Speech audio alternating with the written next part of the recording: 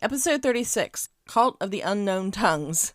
Hey y'all, I'm Heather, and this is Poisoned Appalachia, the dark side of Appalachia. As always, thank you for listening. Did you enjoy the history of moonshine? I thought it was an interesting episode. I actually learned a lot about it, so I hope you enjoyed it too. Today's episode is crazy, and I've never heard it before.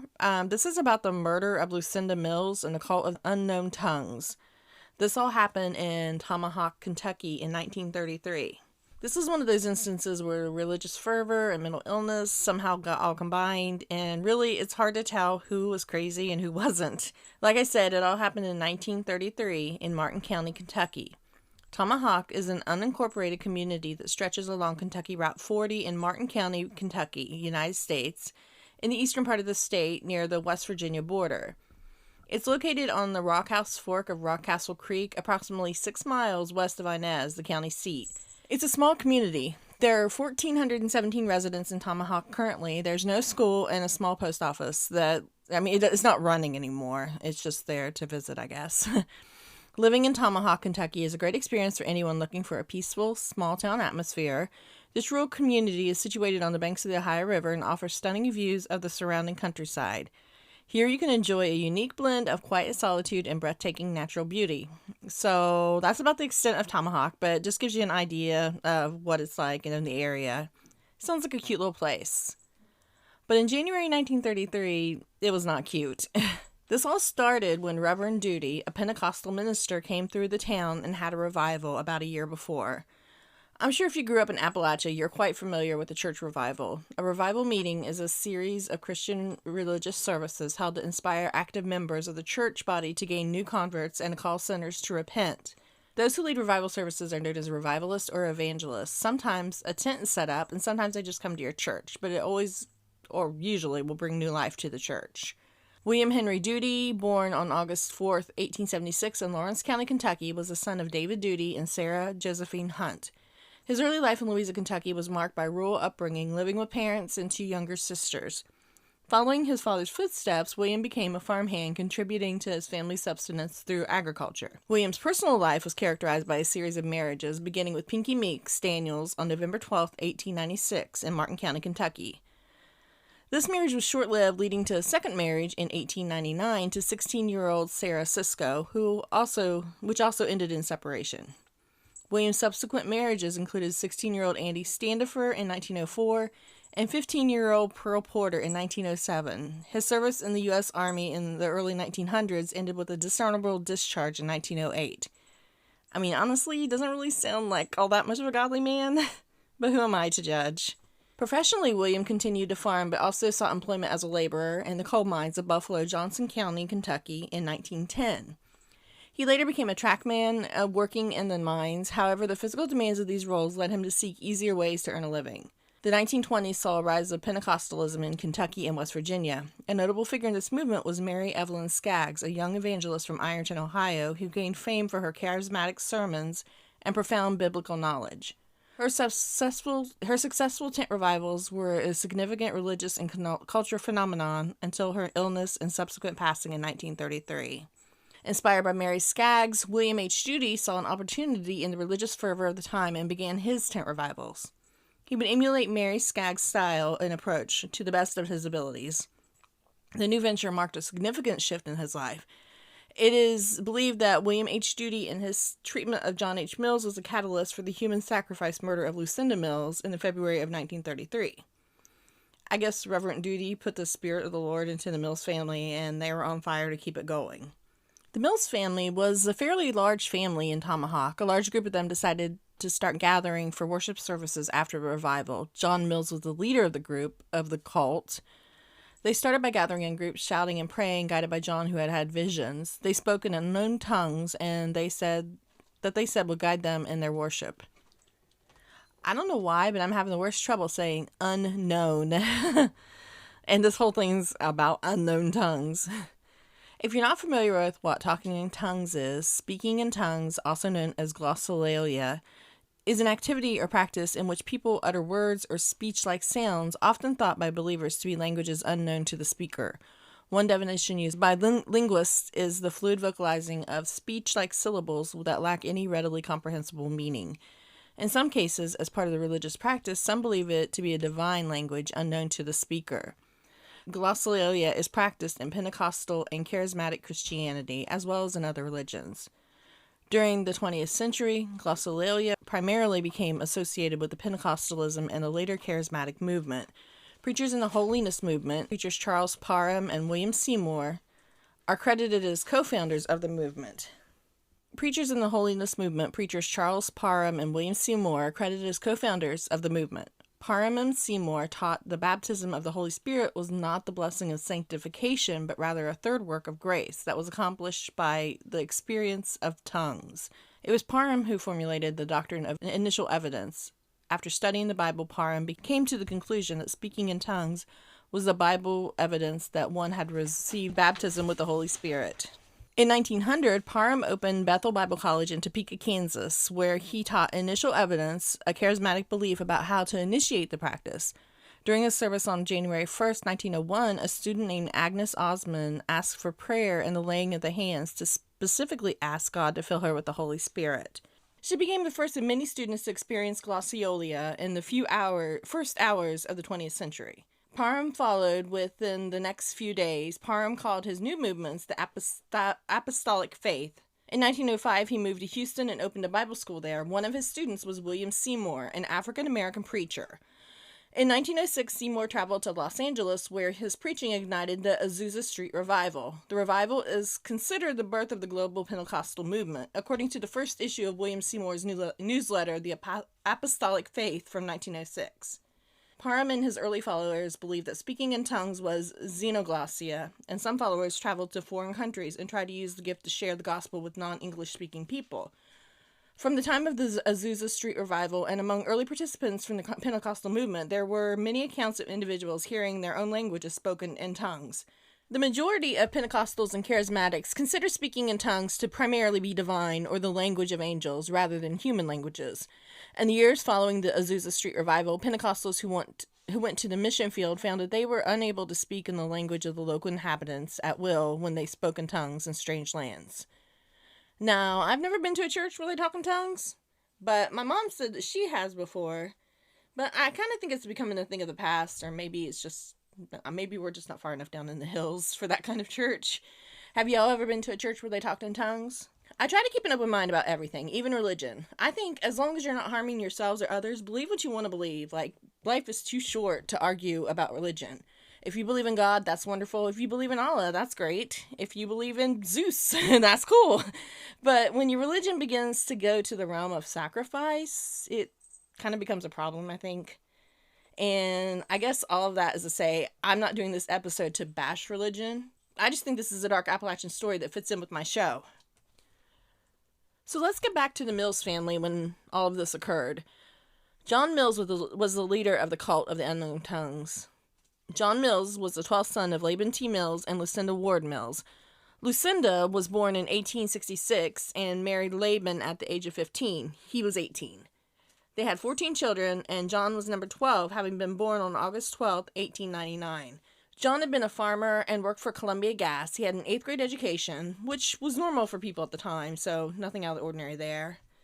John Mills started having visions from God, and he had his members of his church convinced that he was having them. In 1929, John's daughter, 2-year-old Ava Nell, died of heart complications from measles and pneumonia. Then the Great Depression hit, and John lost his job. John had hit rock bottom and was looking for anything to hold on to, and that's when he found religion, when Reverend Duty came to town. John and Reverend William Duty became good friends, and John wanted to emulate him. John felt like he was touched by the Spirit of the Lord and had great things to accomplish. But eventually, John Mills and Reverend William Duty's friendship fell apart. They got into a big fight. Rumors were that Reverend Duty had lost his eye in this argument, but there's no proof of that. No one knows why the argument started, but Duty left and John took over the sect. John said he received the call to take over the church. This was the beginning of January 1933. Near the end of January 1933, John Mills and the church started their own revival at his sister Talitha's house. Talitha and her husband Tommy Boyd owned a cabin that was away from town and would fit them all. The cult began fasting and praying and dancing. So for at least a whole week, the group were under this spell of the revival, dancing, shouting, talking in tongues while fasting, and they were getting worked into a fervor. John Mills began to receive divine commands from God, as he called them.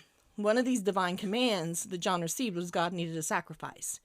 At first he said that he needed 6 virgins to sacrifice. Then he said he needed 4 people to sacrifice. Many think that John's goal was to kill Reverend William Duty, but he couldn't get to him. Reverend Duty was to be the first victim, as well as Fred and Trixie Mills, his brother and sister-in-law. They were John's younger brother and her sister-in-law, and she was pregnant at the time. The 4th victim was to be Lucinda Mills, John's mother. Unfortunately for her, she ended up being the only victim. So they say that the cult actually took Trixie up to the altar and began to choke her, but her and Fred escaped. There were even claims that John intended to sacrifice children as the 6 virgins that God had told him to sacrifice. They actually had about 6 or 7 kids in a separate room. Most of this is just hearsay, though, so no one really knows if they actually intended to kill the kids. Thankfully, they never went through with that or never had the opportunity to. Although some of the parents said the kids were just kept in a separate room away from the rest of the church. So really, who knows? We'll never know that, I guess. John's sister-in-law, Rhoda, began to worry about the kids as everyone had been fasting for at least a week, so she went over to see what she could do. The cabin was isolated, so she made the trek to the cabin. John Mills met her at the door and told her if she could come in under the sword, which, from what I could tell, the sword was a broom that he was beating people with to see if they were worthy.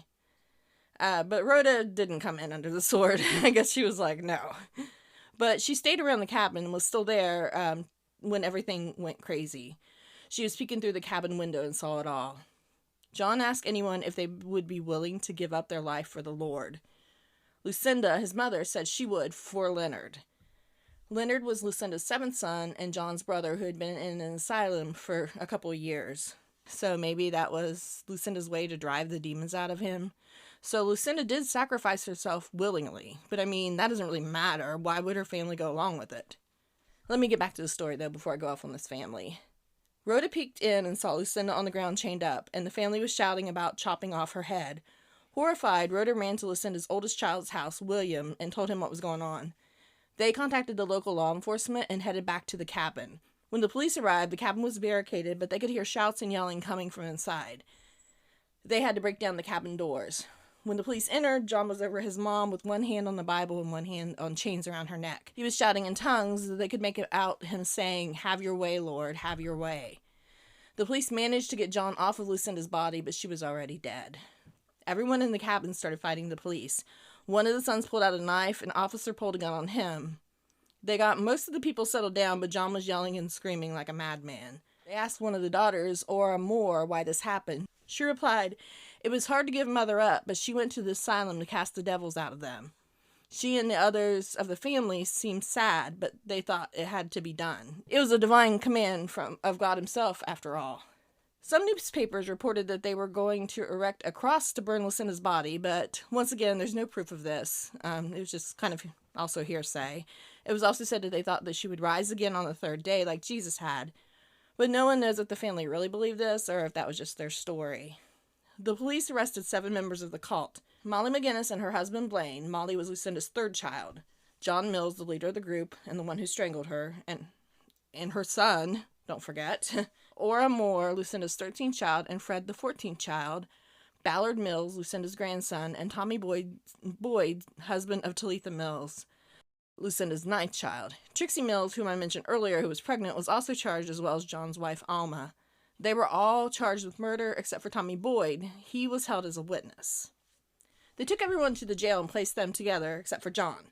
John had to be put in a separate cell. John laid in a stupor and refused to eat for 2 days.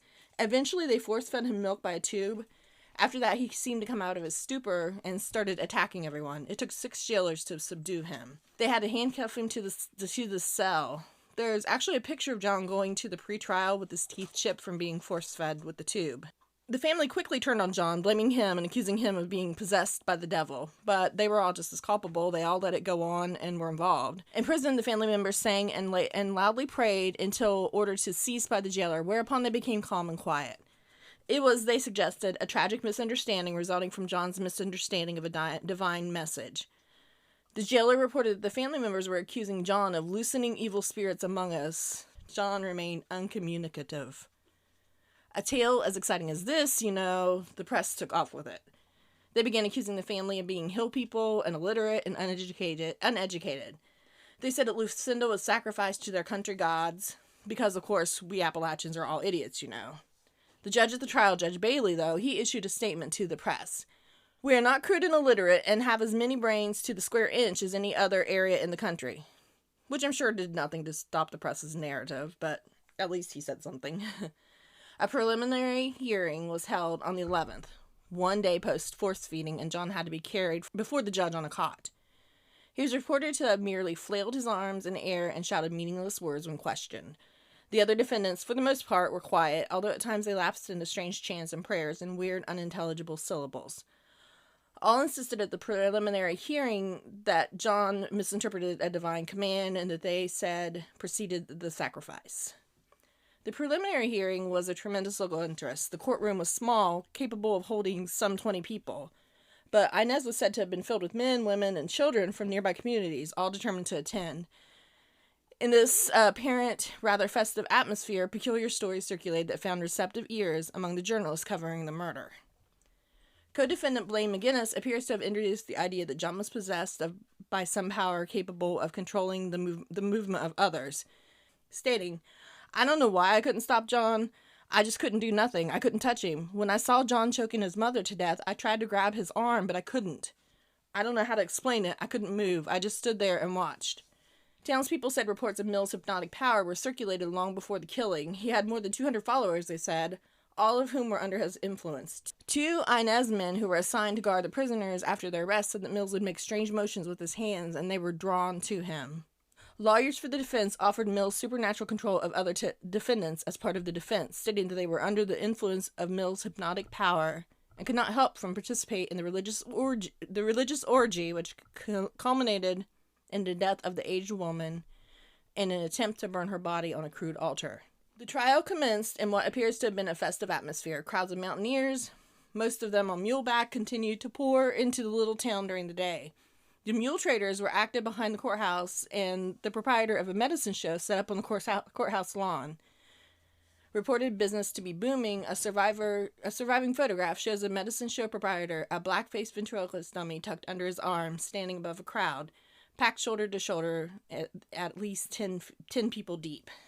The judge denied a request from Mills to enter the jury room where the rest of his family and their defense lawyers were waiting. John Mills broke down and wept. Between sobs, he blurted out, addressing the crowd, "It seems like everybody is down on me since this here trouble, and there ain't nobody nor anything good for me. I mean, dude, you killed your mom. No one's going to condone that, especially the community." The counsel for the defense had moved for John Mills to be found not guilty by virtue of temporary insanity. Mills was examined by 4 physicians, 2 local practitioners, and 2 alienists from Lexington. For reasons unclear, the defense then declined an offer to try Mills for insanity. This remains a point of considerable unclarity in the crowd. Obviously, there was some sort of mental illness going on there, especially given the fact that he had another brother in the asylum. The question of Lucinda Mills' motivation for going to her death, a willing sacrifice, also remains. Was it to please God she believed demanded her life? Curiously, this does not seem to have entered into the discussion. 2 possible motives surfaced during the trial. It was suggested that she was willing to make the sacrifice, believing it would help free her son Leonard, sent to the asylum a year ago. Blaine McGinnis quoted her saying, "I would willingly give my life for my son Leonard." McGinnis further stated she was the first among us to experience a new sensation, and she thought by sacrificing her own life she might help her son in some way. Something else is that Lucinda could have offered herself in hopes of deterring the sacrifice of the other family members. She doesn't appear to have been the first choice. Others had been first chosen, according to stories told to the Commonwealth Attorney J.B. Clark. First, a little girl about 6 years old, then several women in the 30s, but they all resisted when the final test came and proved their unfitness to die. Maybe she thought by offering herself, her son would stop. I think this whole story is crazy, and just wonder how far it would have gone had they not been stopped. Like, who else would have died? It's really hard to tell. The grand jury began in April 1933. The judge dismissed all charges against Alma and Trixie. The trial was a huge circus. People came from everywhere. There were so many people in the courthouse that Judge Bailey had to ask people to leave because they were afraid it would fall in from the weight of the spectators. Before it went to jury to determine who was guilty, Judge Bailey decided to acquit Fred Mills and Tommy Boyd. Judge Bailey said that there was no evidence connecting them to the crime. John Mills was found guilty of first-degree murder and sentenced to life in prison. Ballard Mills and Blaine McGinnis were found guilty of conspiracy to commit murder and were both sentenced to 21 years each. Molly McGinnis, Ora Moore, and Fred Mills were all found not guilty. John remained very religious while in prison. He seemed to feel that what he did was God's calling and did nothing wrong. In November 1933, Blaine McGinnis was granted a pardon. The jury and defense attorney had actually asked for the pardon. Then, in May of 1935, Ballard was pardoned. John was paroled in 1941 due to overcrowding and his good behavior. And John Mills died in 1968. So that's the story of the only known ritual sacrifice in Appalachia. I say known because there are some really crazy things out there that go on in this world and we don't even know about. But I truly hope that this is the only one. This story ended a little bit shorter than I intended, so I think I'll talk real quickly about another cult in Appalachia. There's a cult that exists now in Appalachia called the 12 Tribes. They aren't a murderous cult, though. At least not that I know of. The 12 Tribes, formerly known as the Vine Christian Community Church, the Northeast Kingdom Community Church, the Messianic Communities, and the Community Apostolic Order. It's a movement that's defined as either cult or new religious movement. It was founded by Gene Spriggs and sprang out of the Jesus movement in 1972 in Chattanooga, Tennessee.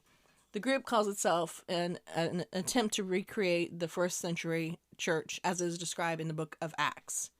The origins of the 12 Tribes movement can reportedly be tracked back to the Light Brigade, a 1972 teenagers ministry. The ministry operated out of the Lighthouse, a small coffee shop in the home of Gene Spriggs and wife Marcia. The Light Brigade began living communally and opening a restaurant, the Yellow Deli. Whilst members were attending several churches before they decided to join the First Presbyterian Church. Members of the Light Brigade, while affiliated with the First Presbyterian Church, caused friction within the establishment by bringing in anyone who was willing to come with them, including members of different social classes and racial groups. That was a practice that was not engaged in at the time. On January 12, 1975, the group arrived at the First Presbyterian only to find that the service had been canceled for the Super Bowl. This led the group to form the Vine Christian Community Church. During the time, the group planted churches, each with its own Yellow Deli in Dalton and Trenton, Georgia, Mentone, Alabama, and Dayton, Tennessee. The 12 Tribes beliefs resembled those of Christian fundamentalism, the Hebrew Roots movement, Messianic Judaism, and the Sacred Name movement. However, the church believes that all other denominations are fallen, and it therefore refuses to align itself with any denomination or movement. Based on the group's practices, scholars describe this group as a cult. It believes that for the Messiah to return, the church needs to be restored to its original form as described in Acts 2:38 through 42 and Acts 4:32 through 37. This restoration is not merely the restoration of the first century church, but the recreation of a new Israel, which would consist of 12 tribes, which are located in 12 geographic regions. Part of this restoration is to return to observing the Sabbath, maintaining some of the Mosaic law, including dietary laws and festivals. This interpretation of the prophesied restoration of Israel leads the group to believe that the end of times has arrived, though no date has been set. One noted aspect of the group is its insistence on the name Yahshua, as opposed to Jesus. The name Yahshua represents the nature of Jesus. The group similarly bestows upon each member a Hebrew name that is meant to reflect the personality of the individual. The group believes there are 3 eternal destinies. It believes that after the fall of man, every person is given a conscience, and after dying, every person goes to the state of being called death, regardless of faith. Upon the second coming, believers will be brought back for the 1,000 years to reign with Yahshua before the last judgment. At the end of the millennium, all of the non-believers will be judged according to their deeds and put into one of 2 groups, the righteous and the filthy/unjust. The filthy and the unjust will be sent to the lake of fire, while the righteous will go on into eternity and fill the universe. I saw a documentary on them, and there's this guy who hiked the Appalachian Trail who came in contact with them.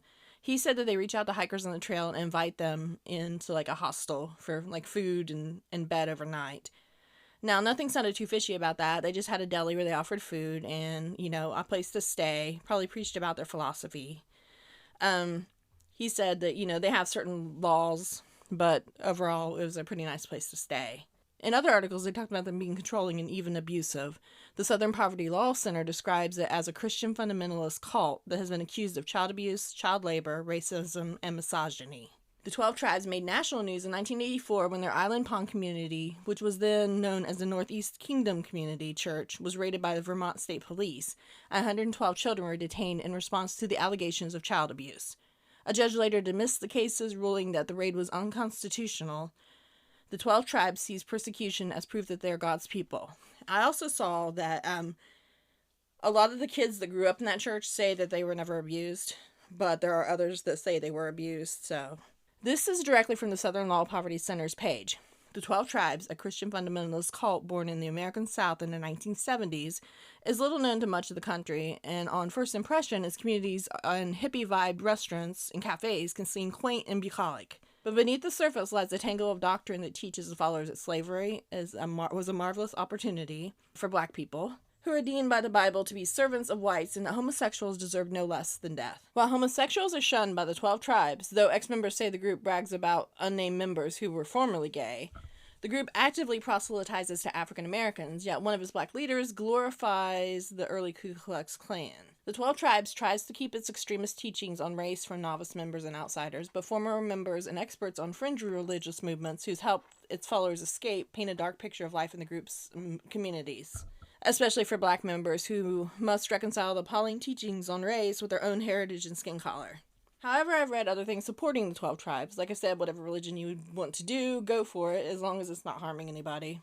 I think you would just have to make that decision on your own, and whether it's a bad cult or not. I guess you have to think about that with any religion, though. I mean, are they all cults? Are any of them cults? Once again, not for me to judge. You believe how you want to, and I'll believe how I want to, and just stop and think about it a little bit if something doesn't quite seem right, I guess. So I guess that's about it for today's episode. I hope you enjoyed today's episode. As always, thank you for listening. You can follow me on socials under Poison Appalachia. I'm on Instagram, TikTok, YouTube, Lemonade, Threads, Blue Sky, and of course Facebook. I'm most active there. If you're able, please like and rate me and share me on whatever podcast platform you listen to.